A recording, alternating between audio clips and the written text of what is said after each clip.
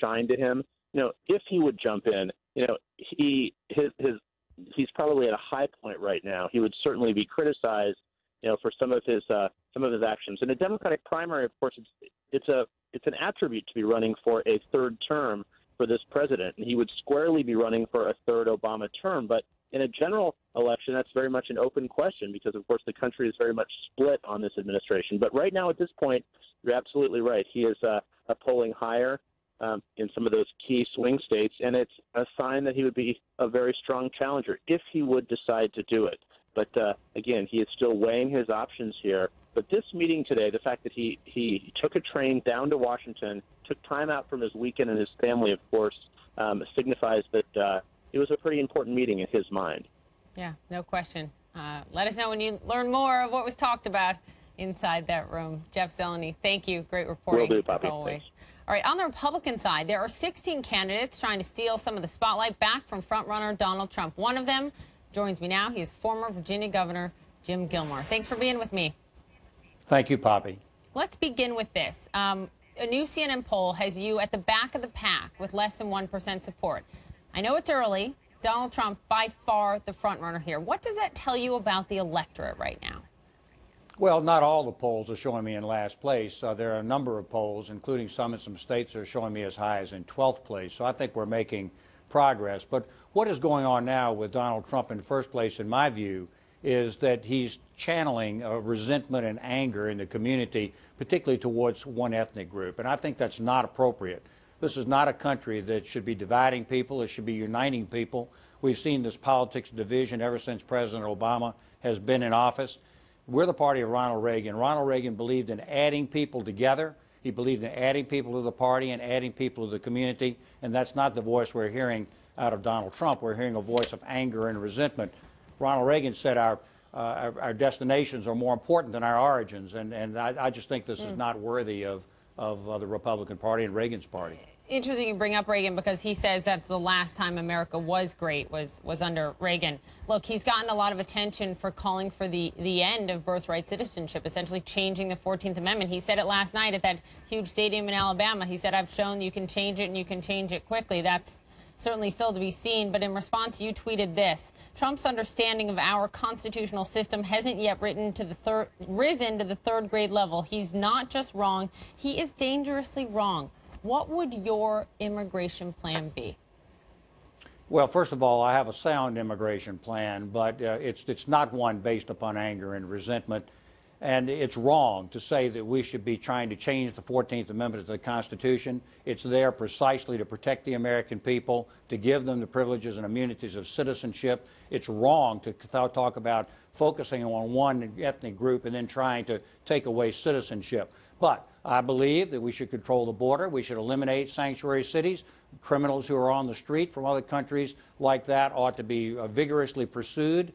But I would say that from a point certain today that anybody that overstays their visa or comes in should be deported.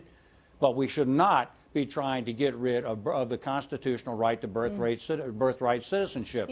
This is, how can we lead the world if we're telling people that we're going to pick and choose between citizenship in this country? Now, the parents, on the other hand, who are here illegally, I don't think we can deport everybody, but there should be no path to citizenship for an illegal person who's here illegally. They can go home and apply for citizenship to the United States, but to enter illegally. But the children should not be punished for this, and we should not be trying to fiddle with the Constitution and take away birthright citizenship. This week. And by the way, a lot of the other candidates are rallying to Trump on this, and I think they're wrong too.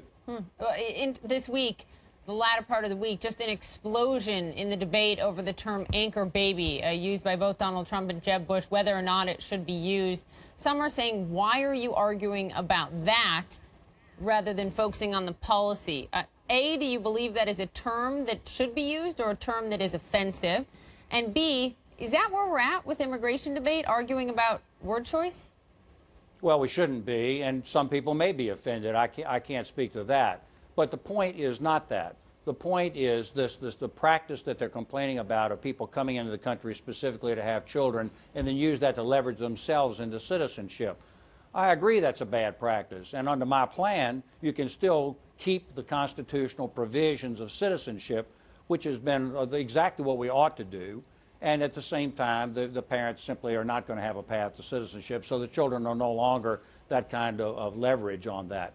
But the key point is this: we simply cannot have a country that is trying to take away citizenship. If you look at the history of the world, you see totalitarian governments removing citizenship, abusing citizenship rights, trying to take away citizenship and then abuse people. That's not the greatness of America, and that's not what this country is about. That's not the party of Ronald Reagan. That's not the country of Ronald Reagan, and I'm going to oppose it as vigorously as I can. Let me ask you one more thing, sir. A huge sell-off on Wall Street this week. The economy now squarely in focus for a lot of American voters. Donald Trump mentioned it last night. You're going to see candidates against you like Carly Fiorina playing up their business experience. When you've got the stock market down 10%, the first correction since the bull market began in 2009, what do you offer on that front for Americans now nervous about the economy? Well, I'm a former governor of Virginia. I've created 250,000 jobs. I cut taxes in my state in order to improve the quality of life of regular people. I have extensive business experience also. I think I'm the candidate of substance and experience. And most importantly, I've already for years now developed a program to grow this economy.